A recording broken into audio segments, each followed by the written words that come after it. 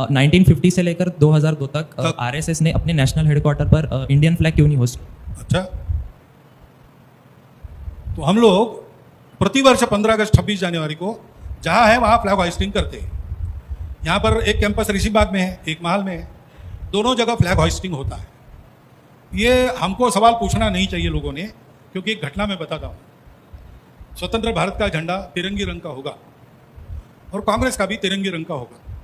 उस समय एकमात्र बड़ी राजकीय संस्था कांग्रेस थी, उसकी छत्र छाया में बाकी लोग थे।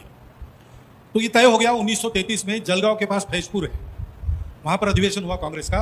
पहली बार 80 फुट ऊंचे पोल पर जवाहरलाल नेहरू जी के हाथ में रस्सी देकर ध्वज फहराया गया, लेकिन वो बीच में लटक गया। 10,000 लोग थे।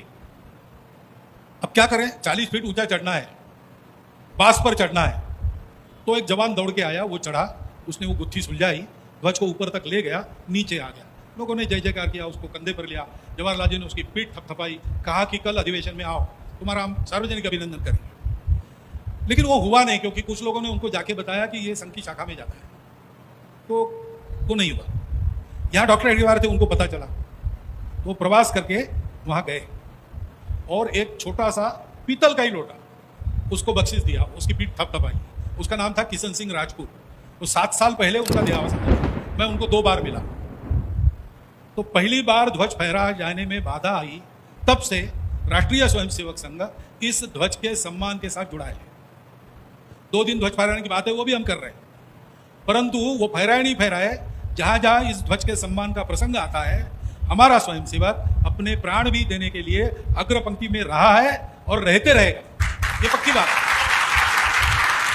क्योंकि वो भारत की सार्वभौम संप्रभु प्रभुसत्ता का प्रतीक है। पूर्व बंगाल में जब बांग्लादेश का युद्ध शुरू हुआ, तो रायगंज के आगे एक चौकी है, वहां पर अचानक बांग्लादेश की आर्मी आने लगी। बीएसएफ के जवान थे वहां पर, लेकिन उनको खबर नहीं थी। हमारा वहां 12वीं में पढ़ने वाला चिरका मुर्मू नाम का मुख्य शिक्षक था। उसने देखा, उसने जाके अलर्ट किया। तो जवानों ने कहा कि आगे हमने खंदक बनाया है, वहां की बारूद की पेटियां रखी है, वो लानी पड़ेगी जल्दी। तो हम अभी डिफेंस में हैं, तो 2 ही लोग मिल सकते हैं, एक तीसरा चाहिए। तो ये जवानों के साथ वो पेटियां लाने के लिए गया और पेटियां लाते समय वो शहीद हो गया। वहां पर उसका छोटा सा स्मारक हम लोगों ने बनाया है और उस दिन वहां वार्षिक कार्यक्रम होता है।